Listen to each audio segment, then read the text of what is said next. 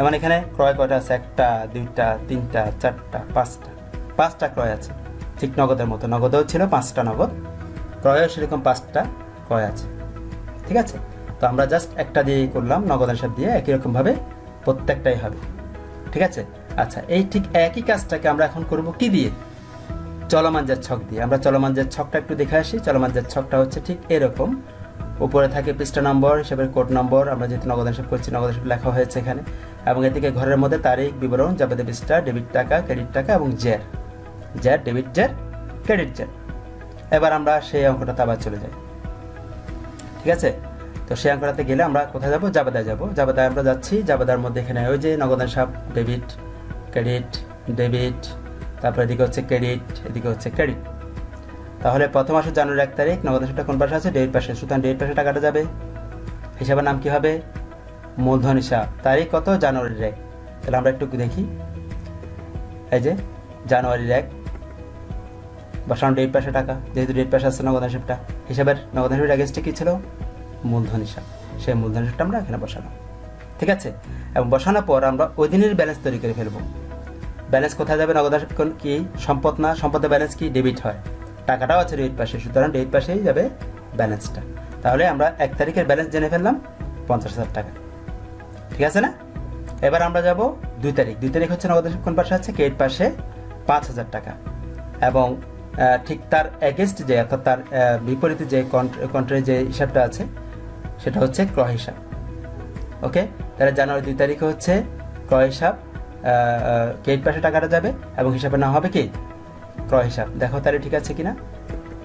জানুয়ারি 2 তারিখ ক্রেডিট পাশে গেল টাকা, হিসাবের নাম হবে ক্রয় হিসাব, এবং ব্যালেন্সটা বের করে ফেলবো আজকে।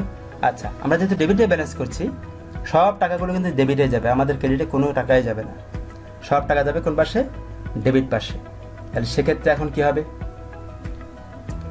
ডেবিট পাশে আইটেম, ডেবিট পাশে আমার ব্যালেন্স বের হচ্ছে, আমার ক্রেডিট পাশে একটা আইটেম আসলে কী করতে হবে সেটাকে? ডেবিট পাশের যদি আমরা ব্যালেন্স বা জের বের করি, ডেবিট পাশে যতগুলো আইটেম আসবে সবগুলোই যোগ হবে, কিন্তু ক্রেডিট পাশে যতগুলো আইটেম আসবে সবগুলোই কি যাবে? বিয়োগ গিয়ে বসবে। ঠিক আছে, এখানে 50,000 থেকে 5,000 টাকা যদি আমি বিয়োগ করি তাহলে কত টাকা হয়? 45,000 টাকা হয়। অর্থাৎ 50,000 টাকা আমার কাছে ছিল, মূলধন হিসেবে এনেছিলাম। আবার জানুয়ারি 2 তারিখে আমি ক্রয় করেছি 5,000 টাকার পণ্য, সেক্ষেত্রে আমার 50,000 টাকা থেকে 5,000 টাকা চলে গেলে আর 45,000 টাকা আছে। সহজ হিসাবে, তাই না? একদম সহজ হিসাব। এরপর আসো 3 তারিখটা। 3 তারিখে আবার নগদ হিসাব কোন পাশে আছে? ডেবিট পাশে। কত টাকা? 500 টাকা। হিসাবের নাম কি হবে? ক্রয় হিসাব। জানুয়ারি 3, হ্যাঁ, ডেবিট পাশে টাকা, হিসাবের নাম হচ্ছে ক্রয় হিসাব। এভাবে করে একদম ক্লিয়ারলি জেনে নিবা। জানুয়ারি 3 ডেবিট পাশে টাকা, হিসাবের নাম ক্রয় হিসাব। ঠিক আছে, জানুয়ারি 3 ডেবিট পাশে টাকা, হিসাবের নাম হচ্ছে ক্রয় হিসাব। এবং ডেবিট পাশে যেহেতু টাকা, আমি যেহেতু ডেবিট পাশে ব্যালেন্স করছি, সেক্ষেত্রে ডেবিট পাশে কোন আইটেম আসলে যোগ হবে? সেজন্য 45,000 সাথে 500 টাকা যোগ করলে হবে 45,500 টাকা। তাহলে 3 তারিখে ব্যালেন্স আমি জেনে গেলাম। অর্থাৎ প্রতিদিনই ব্যালেন্স জানা যায়, সেজন্য এটার নাম হচ্ছে চলমান জের। চলমান জের মানে কি? কন্টিনিউয়াস যে ব্যালেন্সটা তৈরি হয় সেটা, কন্টিনিউয়াস ব্যালেন্স সিস্টেম। এবার আসো তোমার 4 তারিখ, 3 তারিখ গেল, 4 এবং 5-এর মধ্যে কোনো নগদান নাই, 6-এর মধ্যে নগদান আছে। 6-এর মধ্যে হচ্ছে নগদান হিসাব কোন পাশে আছে? ক্রেডিট পাশে 5,000 টাকা, এবং তার এগেনস্টে যেটা হিসাব আছে সেটা হচ্ছে মনিহারি হিসাব। অর্থাৎ নগদানটা আমি কোন খাতে খরচ করেছি? সেটা হচ্ছে মনিহারি খাতে। সেজন্য নগদ আমার ক্রেডিট পাশে যাবে 5,000 টাকা, এবং আমার তারিখ হচ্ছে জানুয়ারি 6, টাকা যাবে ক্রেডিট পাশে, হিসাবের নাম হবে কি? মনিহারি হিসাব। দেখো ঠিক আছে কিনা? হ্যাঁ, টাকা জানুয়ারি 6, তারপর হচ্ছে তোমার টাকা যাচ্ছে 5,000 টাকা ক্রেডিট পাশে, এবং হিসাবের নাম কি হচ্ছে? মনিহারি হিসাব। ঠিক আছে, এবার আমরা ব্যালেন্স আবার ক্রিয়েট করব। যেহেতু ক্রেডিট পাশে আইটেম, কি যাবে? যোগ হবে নাকি বিয়োগ হবে?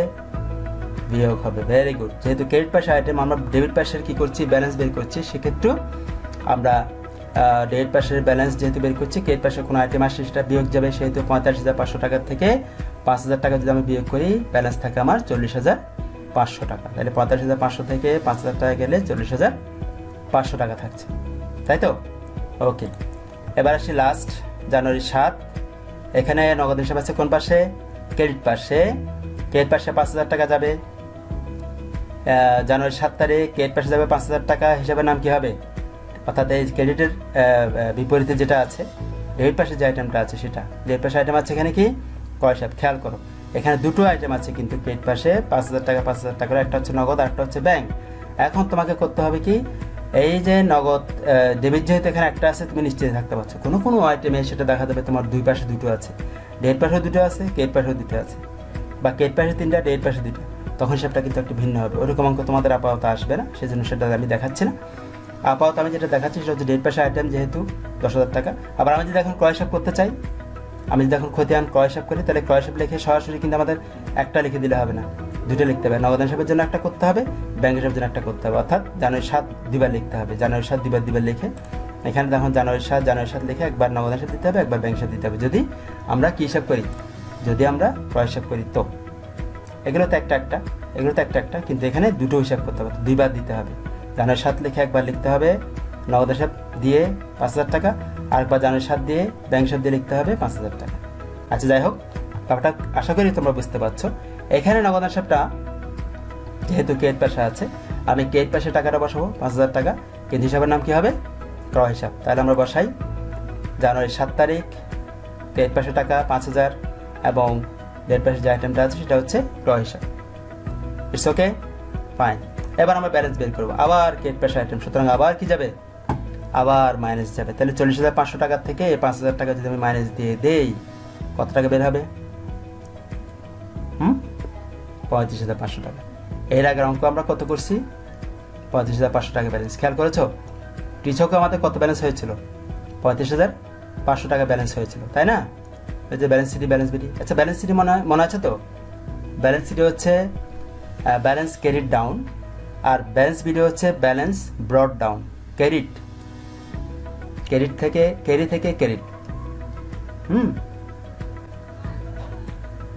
আর বিডি হচ্ছে ব্রিং থেকে ব্রড ডাউন। ব্রড ডাউন মানে আনিতে হলো, ব্রিং থেকে ব্রড ডাউন মানে আনিতে হলো, আর ক্যারিড ডাউন মানে হচ্ছে নিতে হলো বা নিচে নিতে হলো, বহন করা হলো, সেরকম আর। ঠিক আছে, তাহলে আমার দেখো টিচকেও কিন্তু আমাদের নগদের ব্যালেন্স কত বের হয়েছিল, 35,500 টাকা। আবার চলমান জেরও কিন্তু আমাদের নগদের ব্যালেন্স বের হয়েছে 35,500 টাকা। প্রশ্ন করতে পারো, স্যার এখানে তো আমরা জানুয়ারি 7 তারিখে ব্যালেন্সটা পেয়েছি 35,500 টাকা, ঠিক আছে না? কিন্তু এখানে তো ব্যালেন্স আমরা পেয়েছি ফেব্রুয়ারি 1 তারিখ। হ্যাঁ, এই প্রশ্নটা যদি কারো কাছে আসে তাহলে তোমাকে মানে অগ্রিম কংগ্রেচুলেশনস।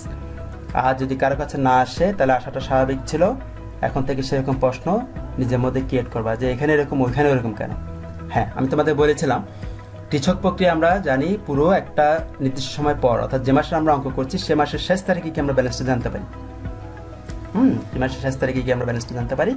সুতরাং ওই ব্যালেন্সটা পরের মাসের প্রথম ব্যালেন্স বা বিডি হিসেবে কিন্তু আমরা সেটা পেয়ে যাই। ঠিক আছে, কথা বুঝতে পারছো? এখন মনে করো আমরা যে চলমান জেরটা করছি, চলমান জের আমি বলেছিলাম না, সেজন্যই কিন্তু এটা আধুনিক ছক। আধুনিক ছক এটা এই কারণেই যে আমি আজকে জানতে পারছি আমার কত টাকা আছে, আজকে জানতে পারছি আমার ক্যাশ কত টাকা আছে। 35,500 টাকা আমার ক্যাশ আছে জানুয়ারি 7 তারিখে। এখন তুমি বলতে পারো স্যার ওখানে তাহলে ফেব্রুয়ারি 1 তারিখ আসলো যে, হ্যাঁ আমরা পুরো মাসে হিসাব করেছি, সেজন্য এখানে আমরা এখন জানুয়ারি 7 তারিখে 35,500 টাকা ধরে নাও, এটা ফেব্রুয়ারি 1 তারিখ পর্যন্ত থাকবে 35,500 টাকা। আর এর মধ্যে যারা হয়ে থাকে তাহলে ওখানেও হয়ে থাকবে।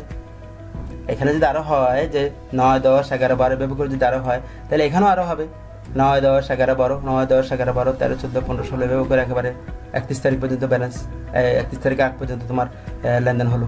31 তারিখে গিয়ে ব্যালেন্স বের করলা, ফেব্রুয়ারি 1 ব্যালেন্স বের করলা। ওটা বুঝতে পারছো? এটা হচ্ছে মূল কাহিনী। তাহলে টিচকে আমরা কিন্তু ব্যালেন্সটা তৎক্ষণাৎ পাই না, একটা নির্দিষ্ট সময় পরে গিয়ে আমাদের ব্যালেন্সটা বের করে নিতে হয়। আর কিন্তু চলমান যার ছকে কিন্তু আমরা আজকে চাইলে বা এখন চাইলে আমি কিন্তু এখনই ব্যালেন্সটা জানতে পারছি। এটা হচ্ছে সবচেয়ে বড় সুবিধা, সে কারণে এটার নাম হচ্ছে আধুনিক ছক। ঠিক আছে, আচ্ছা, মোটামুটি এ হচ্ছে তোমাদের টিচক এবং চলমান যার ছক, যেটা খতিয়ানের মূল আলোচনার বিষয় ছিল, সেই আলোচনার বিষয়টা আমরা আলোচনা করলাম। এবার তোমাদের যে বিষয়টা আছে সেটা হচ্ছে সাধারণ খতিয়ান এবং সহকারী খতিয়ান প্রস্তুত সংক্রান্ত। তো সাধারণ খতিয়ান এবং সহকারী খতিয়ান প্রস্তুত সংক্রান্ত একটা টিপস আমি তোমাদের এখন দিচ্ছি, যে টিপসটা তোমাদের কাজে লাগবে এবং সেটা সবসময় সাধারণ খতিয়ান এবং সহকারী খতিয়ান তৈরি করার জন্য মনে রাখবে। টিপসগুলোর জন্য উপস্থিতি নাও। সেটা হচ্ছে সাধারণ খতিয়ান হচ্ছে মূলত মূল খতিয়ান, আর সহকারী খতিয়ান হচ্ছে ওই যে মূল খতিয়ানগুলো আছে সেই মূল খতিয়ানগুলোর সাপোর্টিং খতিয়ানগুলো, যেটা আমরা কোথায় করছিলাম মনে আছে? ওই যে প্রথম অঙ্ক যে সমাধানটা আমরা করলাম, ক্রয় জাবেদা দিয়ে, সেই প্রথম অঙ্কের সমাধানে কিন্তু সেটা ছিল মূল খতিয়ান ছিল কোনটা, ক্রয় হিসাব এবং পাওনাদার হিসাবটা। আর তোমার সহকারী খতিয়ান ছিল ওই যে পাওনাদার যেগুলো ছিল, যতজন পাওনাদার আছে ততজন পাওনাদারই হচ্ছে সহকারী খতিয়ান। তাহলে এইটাই এখানে বোঝানো হচ্ছে যে সাধারণ খতিয়ান হচ্ছে মূল খতিয়ানটা, আর সহকারী খতিয়ান হচ্ছে ওই মূল খতিয়ানগুলো সাপোর্টিং খতিয়ানগুলো। ঠিক আছে, সাধারণ খতিয়ান আর সহকারী খতিয়ান বিষয়টি আসে সাধারণত ক্রয় ও বিক্রয় সংক্রান্ত লেনদেনগুলোর জন্য। তাই এটা একটা সহজ হিসাব আমি এখন দিচ্ছি, তারপর তার আগে বলি সাধারণ খতিয়ান আর সহকারী খতিয়ানগুলো আসে মূলত ক্রয় এবং বিক্রয় সংক্রান্ত লেনদেনগুলোর জন্য। কেননা ক্রয় আমরা অনেকজন থেকে করছি, কখনো নগদে ক্রয় করছি, কখনো বাকিতে ক্রয় করছি। বাকিতে ক্রয় করলে আমাদের যে ইয়াগুলো আসে সেগুলো হচ্ছে মূলত সাধারণ খতিয়ানের পর্যায়ে পড়ে। আমি তো নগদে ক্রয় করলে সেটা তো আমার শুধু নগদ আর ক্রয়ের মধ্যে চলে যাচ্ছে, ঠিক না? আমি যদি নগদে ক্রয় করি, 5টা নগদে ক্রয় করলাম, 5টা নগদে ক্রয় করলাম, তাহলে ক্রয়টা হচ্ছে এখানে তোমার মূল খতিয়ান, নগদানটাও হচ্ছে মূল খতিয়ান। কিন্তু আমি যদি বাকিতে ক্রয় করি, বাকিতে ক্রয় তো আমি নাম ধরে ধরে করব, তাই না? মনে করো ক থেকে আমি ক্রয় করলাম বাকিতে, খ থেকে করলাম, গ থেকে করলাম, ঘ থেকে করলাম, এরা সবাই আমার পাওনাদার। আমি এদেরকে সবগুলোকে একসাথে বলছি পাওনাদার। কিন্তু আমি যখন আলাদা আলাদা করে জানতে চাইবো যে কে কত টাকা পায়, তখন তো আমার সহকারী খতিয়ান হিসাবটা আমার লাগছে, হেল্পটা লাগছে। বা কে কত টাকা, কার কাছ থেকে আমি কত টাকা পাবো, বিক্রয় সংক্রান্ত লেনদেনগুলো থেকে কথা বলছি আর কি। সেক্ষেত্রে বিক্রয় সংক্রান্ত লেনদেনগুলো হচ্ছে দেনাদার। অর্থাৎ আমি দেনাদার বললে একটা দেনাদার বলছি, কিন্তু আমি যদি বলি যে আমি টোটাল আসলে আমার কজন দেনাদার আছে, দেখা যাচ্ছে 10 জন দেনাদার আছে, ক, গ, প, ম, ল, এরা সবাই আমার মনে করো দেনাদার। তাহলে প্রত্যেকের যে আমি ক, খ, গ, ঘ, ঙ যে প্রত্যেকের হিসাবটা আলাদা আলাদা করবো, ওই আলাদা আলাদা খতিয়ানগুলো হচ্ছে সহকারী খতিয়ান, আর দেনাদারটা হচ্ছে মূল খতিয়ান। কথাটা কি ক্লিয়ার হলো? ঠিক পাওনাদারটা হচ্ছে মূল খতিয়ান এবং সাধারণ খতিয়ান হচ্ছে কি, পাওনাদারটা হচ্ছে মূল খতিয়ান মানে সাধারণ খতিয়ান, আর পাওনাদার আমার যতজন হচ্ছে সেই ততজন পাওনাদারগুলি হচ্ছে আমার সহকারী খতিয়ান। ঠিক আছে, তাই একটা সহজ হিসাব হচ্ছে এরকম যে ক্রয় সংক্রান্ত লেনদেনে ক্রয় হিসাব ডেবিট, বিবিধ পাওনাদার হিসাব ক্রেডিট হয়, আর বিক্রয় সংক্রান্ত লেনদেনে বিবিধ দেনাদার হিসাব ডেবিট হয়, বিক্রয় হিসাব ক্রেডিট হয়। ঠিক আছে, এটা সাধারণত ক্রয় জাবেদা এবং বিক্রয় জাবেদার সমাধান করতে যে দুটি লেনদেনের জাবেদা খুবই গুরুত্বপূর্ণ, সেই দুটি লেনদেন আমি দিলাম। ক্রয় জাবেদা এবং বিক্রয় জাবেদা সমাধান করার জন্য আমাদের এই দুটো লেনদেনের খুব বেশি গুরুত্ব রয়েছে, তাই না?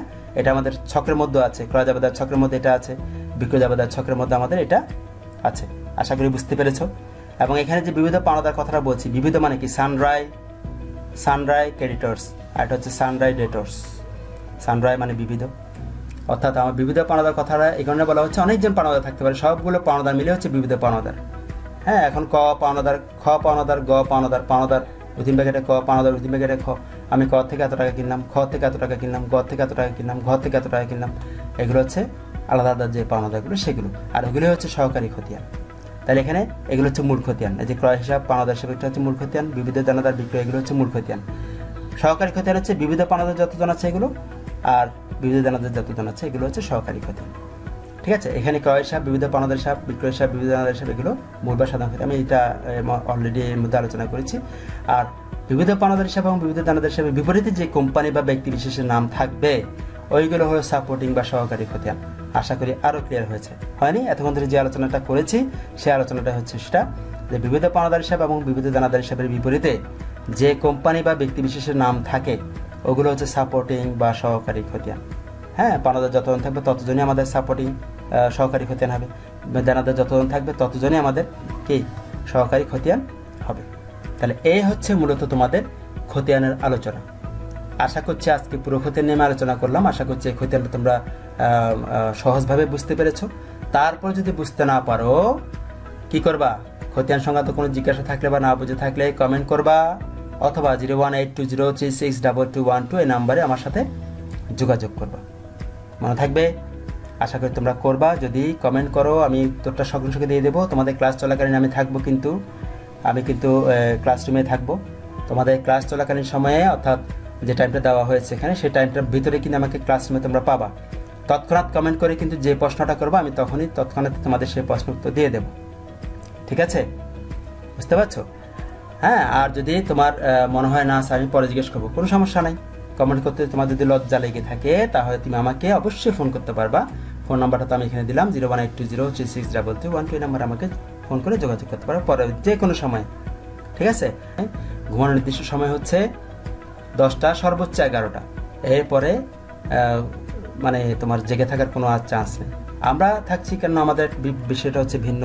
আমরা এখন মোটামুটি বড় হয়েছি বা ফ্যামিলি আছে বা আমাদের কাজ অনেক বেশি, হ্যাঁ, সে কারণে হয়তো আমাদেরকে কোনো না কোনোভাবে জেগে থাকতে হয়। ঠিক আছে, তোমাদের জন্য ক্লাস বানাতে হয়, তোমাদের জন্য কন্টেন্ট রেডি করতে হয়, এই সমস্ত কন্টেন্টগুলো এগুলো কিন্তু রাত জেগে করা। সুতরাং এই বিষয়গুলো মাথায় রেখে তোমরা এই ক্লাসগুলো গুরুত্ব সহকারে দেখবে, সেটাই আমাদের প্রত্যাশা থাকবে, আমাদের ইচ্ছাই সেটা, আমাদের আশাও সেটা, আমাদের প্রত্যাশাও সেটা। ঠিক আছে, ওকে। তো নেক্সট ক্লাসে অর্থাৎ আগামী ক্লাসে আলোচনা হবে তোমাদের অষ্টম অধ্যায়, যেটা নগদান বই। এই অষ্টম অধ্যায়ের আলোচনা হবে। আমরা নগদান বই এবং এরপরে যে আছে সেটা হচ্ছে সম্ভবত রেওয়ামিল, নবম অধ্যায় হচ্ছে তোমাদের রেওয়ামিল। নগদান বই রেওয়ামিল পর্যন্ত আমরা করব। তোমাদের রেওয়ামিল পর্যন্ত বার্ষিক পরীক্ষায় রয়েছে। জাবেদা খতিয়ান রেওয়ামিল এই 3টা চ্যাপ্টার থেকে অঙ্ক আসবে, ওদিকে লেনদেন থেকে অঙ্ক আসবে এবং হিসাব থেকে অঙ্ক আসবে। ঠিক আছে, দুতরফা দাখিলা পদ্ধতি থেকে অঙ্ক আসবে। অঙ্কগুলো কীভাবে আসবে আমি সেটা পরবর্তীতে, অর্থাৎ আমি যদি রেওয়ামিলটি শেষ করে ফেলতে পারি, হ্যাঁ, সেগুলো নিয়ে আমি আলোচনা করবো। কেননা সেখানে তোমাদের পুরোটাই থাকবে সিলেবাসে। জাবেদা খতিয়ান রেওয়ামিল অর্থাৎ প্রথম লেনদেন চ্যাপ্টারটাও থাকবে তোমাদের বার্ষিক পরীক্ষায়, তোমাদের হিসাব চ্যাপ্টারটাও থাকবে এবং দুতরফা দাখিলা পদ্ধতিটাও থাকবে, প্লাস সাথে জাবেদা খতিয়ান নগদান বহি রেওয়ামিল। তবে জাবেদা খতিয়ান নগদান বহি রেওয়ামিল এই 4টার প্রতি বেশি গুরুত্ব দিবা, এই 4টার থেকেই বেশি অঙ্ক আসবে, এক কথায় শেষ, আমি বলে দিচ্ছি।